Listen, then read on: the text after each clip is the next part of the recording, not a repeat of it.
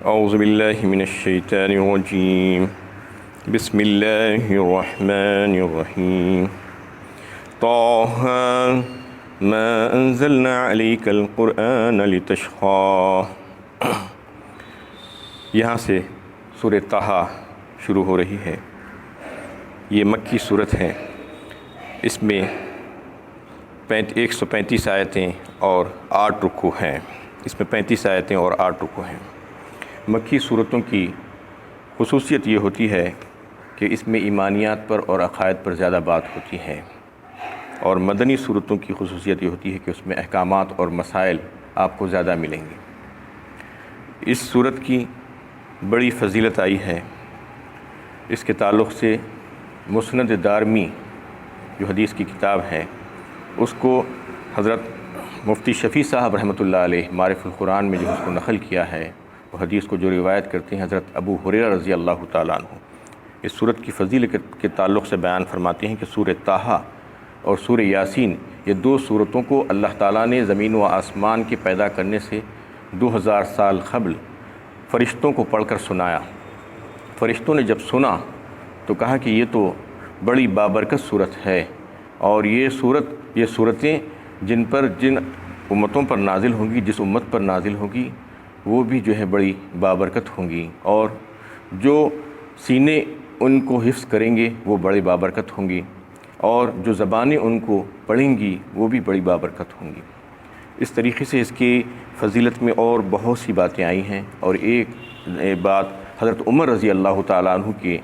اسلام لانے کے متعلق جو ہے اس کے اسباب میں بھی یہ صورت کو بتلایا گیا ہے کہ یہ صورت کے سننے کے بعد حضرت عمر رضی اللہ تعالیٰ عنہ نے ایمان کو قبول کیا تھا۔ تو اس طریقے سے اس کی جو ہے بڑی فضیلتیں آئی ہیں۔ حضرت عمر رضی اللہ تعالیٰ عنہ کے ایمان کے قبول کرنے کے سلسلے میں کتب سیرت میں جو ہے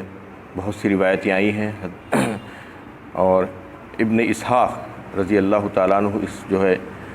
اس کو روایت کرتے ہیں۔ اس نے حضرت عمر رضی اللہ تعالیٰ عنہ کے ایمان لانے کے متعلق جو تفصیل ہے، اور فرمایا کہ ایک دفعہ حضرت عمر رضی اللہ تعالیٰ عنہ نکلے تلوار لے کر، اور جو ہے یعنی قتل کے ارادے سے نعوذ باللہ محمد صلی اللہ علیہ وسلم کے، اور پوچھنے لگے کہ وہ کہاں ہے وہ گمراہ نعوذ باللہ، کہ وہ جو قریش میں تفرقہ ڈال دیا ہے جنہوں نے، اور ہم لوگوں کو لڑا دیا ہے اور ہمارے بتوں کو جو ہے برا بھلا کہتے ہیں۔ تو اس دوران ان کو جو ہے نعیم بن عبداللہ راستے میں ملے، اور انہوں نے کہا کہ تم ان کو جو ہے ہلاک کرنے جا رہے ہو، تمہیں پتہ ہے کہ وہ کس قبیلے سے تعلق رکھتے ہیں؟ بنو عبد مناف۔ کیا وہ جو ہے وہ قبیلے والے تم کو زندہ چھوڑ دیں گے؟ اور پھر دوسری بات یہ کہ تم اپنے گھر والوں کی خبر لو پہلے، تمہارے بہن فاطمہ اور تمہارے بہن بھائی سعید بن زید رضی اللہ تعالیٰ عنہ جو عشر مبشرہ میں سے ہیں، تو ان لوگوں کی خبر لو۔ وہ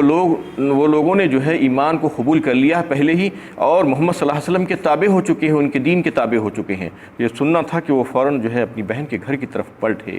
اور وہاں پر جا کر باہر سے سنا کہ کچھ آوازیں آ رہی ہیں۔ تو جب اندر پہنچے تو جو ہے وہ آوازیں بند ہو گئی، تو پوچھنے لگے کہ کیا آوازیں آ رہی تھیں؟ تو حضرت فاطمہ نے جو ہے ان سے کچھ بھی نہیں کہا اور چھپایا۔ اس وقت حضرت خباب بن ارت رضی اللہ تعالیٰ عنہ صحابی رسول قرآن جو ہے پڑھ کر سنا رہے تھے، سورہ طٰ ہی وہ لوگوں کو جو ہے سنا رہے تھے، اور وہ جو ہے حضرت عمر کے ڈر سے جو چھپ گئے اندر کمرے میں۔ لیکن حضرت عمر پوچھنے لگے کہ کیا معاملہ تھا، تم لوگ کیا پڑھ رہے تھے اور کیا سن رہے تھے؟ پوچھنے پر جو ہے حضرت فاطمہ ان کی بہن نے بتایا کہ ہم لوگ یہ اللہ کا کلام پڑھ رہے تھے، یہ پاک صحیفہ، اور سن رہے تھے۔ تو اس پر انہوں نے جو ہے ان کو خوب مارا، اور اپنے بہن بھائی کو بھی خوب مارا اور لہو لہان کر دیا۔ لیکن ان لوگوں نے کہا کہ تم کتنا بھی ہمیں مار لو، لیکن ہم جو ہے اس سے پھرنے والے نہیں ہیں، اور محمد صلی اللہ علیہ وسلم جو دین لے کر آئے ہیں اس سے جو ہے ہم پھرنے والے نہیں ہیں۔ اس کے بعد عمر رضی اللہ تعالیٰ عنہ کو جو ہے رحم آیا، ترس آیا، اور کہا کہ بتاؤ تم کیا سن رہی تھی؟ تو انہوں نے کہا کہ تم پہلے جو ہے مجھے قسم دو کہ تم اس کے خلاف نہیں کرو گے، اور پھر دوسری بات یہ کہ تم پاک نہیں ہو، یہ کلام پاک ہے، تم پہلے غسل کر کے آؤ، اس کے بعد میں تمہیں یہ صحیفہ دیتی ہوں۔ تو وہ گئے اور غسل کر کے آئے، اور پھر ان کو جو ہے وہ سنایا گیا کلام۔ اور سورہ طٰ میں جو ہے انہیں پڑھتے پڑھتے اننی انا اللہ لا الہ الا انا فعبدنی واقم الصلاۃ لذکری تک پہنچے تو کہا کہ بس کرو، یعنی وہ ایسی آیت تھی کہ اللہ تعالیٰ خود جو ہے کلام فرما رہے ہیں۔ موسیٰ علیہ السلام کے واقعے میں آ رہا ہے آگے کی چند آیتوں کے بعد کہ میں ہی اللہ ہوں، اننی انا اللہ لا الہ الا انا فاعبدنی، اور پھر میرے سوا کوئی عبادت کے لائق ذات ہے ہی نہیں، میری ہی عبادت ہونی چاہیے۔ اننی انا اللہ لا الہ الا انا فاعبدنی واقم الصلاۃ لذکری، اور میرے ذکر کے لیے، میری یاد دہانی کے لیے نماز کو قائم کرو۔ تو یہ آیت پہ آنا تھا کہ حضرت عمر کہنے لگے کہ بس رک جاؤ، اور پھر اسی وقت جو ہے خباب بن ارد باہر نکل آئے اور جو ہے ان کو خوشخبری دی اور کہا کہ عمر مبارک ہو، اور اللہ کی رحمت تم پر نازل ہو رہی ہے، شاید ایسا دکھتا ہے کہ اللہ تعالیٰ نے تم کو منتخب کر لیا ہے۔ کل ہی کے دن حضرت محمد صلی اللہ علیہ وسلم دعا کر رہے تھے کہ یا اللہ مجھے ابن حشام یا عمر رضی اللہ تعالیٰ عنہ دو میں سے کسی ایک کو دے دے اسلام کی تقویت کے لیے، کیونکہ اس وقت اسلام میں جو ہے بڑی کمزوری پائی جاتی تھی، یعنی لوگ جو ہے کفار مکہ سے ڈرتے عبادتیں کرتے تھے۔ تو حضرت صلی اللہ علیہ وسلم نے دعا مانگی تھی کہ دونوں میں سے کسی ایک کو دے دے، ابن حشام جو ہے یعنی اس کو، یا جو ہے حضرت عمر رضی اللہ تعالیٰ عنہ کو۔ تو اللہ تعالیٰ نے جو ہے یہ دعا قبول فرما لی حضرت عمر رضی اللہ تعالیٰ عنہ کے حق میں، اور پھر وہ گئے اور انہوں نے جو ہے یعنی آپ کے قدموں میں جو ہے اپنے سر کو جھکا دیا اور جو ہے اسلام کو قبول کر لیا، ایمان کو قبول کر لیا۔ یہ واقعے کا جو ہے اس کا بھی سبب جو ہے واقعہ بیان کیا جاتا ہے کہ یہ سورۃ طٰہٰ ہی کی آیتیں تھیں جس میں جو ہے جس کی وجہ سے حضرت عمر بھی رضی اللہ تعالیٰ عنہ نے جو ہے اسلام کو قبول کر لیا تھا۔ اور یہاں سے جو ہے طٰہٰ اور یاسین، یہ دو ناموں کے تعلق سے بعض روایتوں میں یہ بات آتی ہے کہ یہ نبی صلی اللہ علیہ وسلم کے نام ہیں، لیکن بے غبار بات اگر آپ دیکھیں تو یہ ہے کہ یہ بھی حروف مقطعات ہے، جیسا کہ قرآن میں دوسری جگہ بھی حروف مقطعات آپ دیکھتے آئے ہیں، الف لام میم، الف لام می، الف لام را، کاف ہا یا عین صاد، ایسے دیگر مقطعات ہیں۔ اس کا مطلب یہی ہے کہ اس کو جو ہے کاٹ کر توڑ کر پڑھنا ہے، مل کر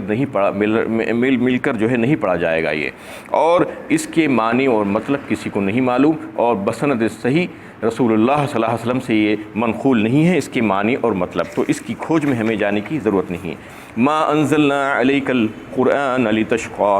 اے نبی صلی اللہ علیہ وسلم ہم نے قرآن کو اس لیے نازل نہیں کیا کہ آپ مشقت میں پڑ جائیں۔ اس میں اللہ تعالیٰ نبی صلی اللہ علیہ وسلم سے مخاطب ہے اور فرما رہے ہیں کہ ہم نے یہ قرآن کو اس لیے نازل نہیں کیا کہ آپ مشقت میں پڑ جائیں۔ اس کا کیا مطلب ہے؟ اس کے شان نزول میں یہ بات بتائی جاتی ہے کہ شروع دور اسلام میں جب قرآن نازل ہو رہا تھا تو حضرت صلی اللہ علیہ وسلم اور آپ کے صحابہ کرام رات بھر جاگتے تھے اور قرآن کو پڑھا کرتے تھے، اور جو ہے تہجد میں قرآن کو پڑھا کرتے تھے۔ تو اس کی وجہ سے وہ لوگوں کو بڑی مشقت ہو رہی تھی، اور کفار بھی مذاق اڑاتے تھے، دیکھو ان کو نہ دن میں چین ہے نہ رات میں آرام ہے۔ تو اس طریقے سے اللہ تعالیٰ نے فرمایا کہ یہ قرآن ہم نے اس لیے نازل نہیں کیا کہ آپ مشقت میں پڑ جائیں، آپ کو جو ہے مستقل قرآن پڑھنے کی ضرورت نہیں ہے، بلکہ جو ہے آپ رات کا کچھ حصہ آرام بھی کیجئے اور کچھ حصے میں جو ہے اس قرآن کو پڑھیے۔ اس آیت کے نزول کے بعد آپ صلی اللہ علیہ وسلم رات کا پہلا پہر سو جایا کرتے تھے اور پھر آخری شب بیدار ہوتے اور تہجد ادا فرماتے تھے۔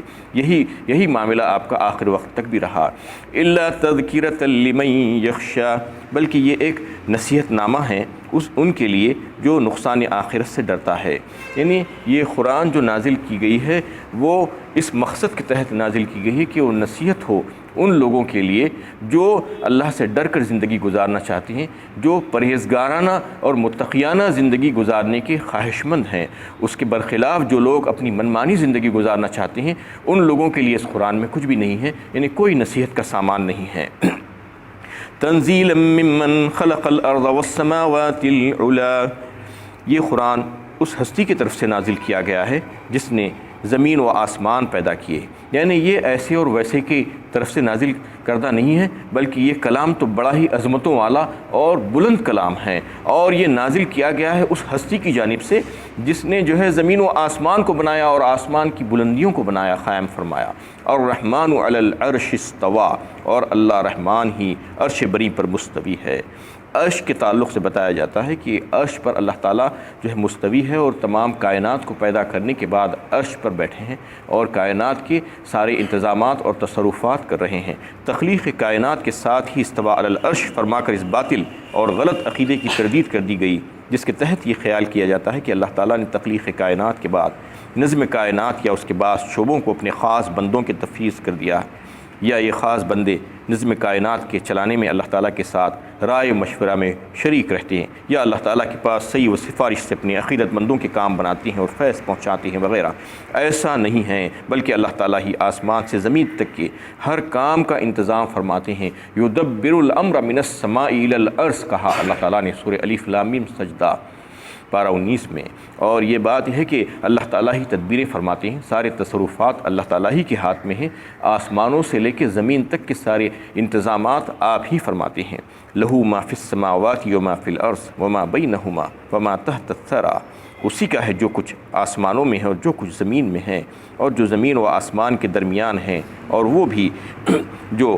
زمین میں ہے اور جو زمین کے نیچے ہیں، یعنی جو کچھ بھی آسمانوں میں ہے اور جو کچھ بھی زمین میں ہے اور جو زمین کے نیچے ہے۔ تحت الثری کہا، زمین کے نیچے جو گیلی مٹی ہوتی ہے اس کے نیچے کی بھی جو ہے ملکیت اللہ ہی کی ہے، زمین اور زمین کے اوپر بسنے والی ساری مخلوقات بھی اللہ ہی کی ہے، آسمان اور آسمان پر بسنے والی ساری مخلوقات بھی اللہ تعالیٰ ہی کی ہے، اور یہ تمام کے تمام چیزوں کے مالک اللہ تعالیٰ ہے۔ گیلی مٹی کو اس لیے فرما دیا کہ لوگ جو ہے زمین کے نیچے کیا ہے دیکھنے کی کوشش کر رہے تھے، اور جو ہے جب ریسرچ کرنے کی کوشش کی اور بڑے بڑے جو ہے اوزار لے کر، انسٹرومنٹس لے کر جو ہے اس کو کھودنا شروع کیا تو 6 میل تک کھود سکے، یعنی جدید ترین آلات کے ساتھ۔ اس کے بعد حجری غلاف ایسا آیا کہ وہ سارے کے سارے ان کے انسٹرومنٹس بیکار ہو گئے اور وہ ٹوٹ جانے لگے، تو وہاں کے بعد سے جو ہے کیا ہے کسی کو نہیں معلوم، تو اللہ تعالیٰ فرماتے ہیں کہ وہ ساری کی ساری چیزوں کے مالک ہم ہیں۔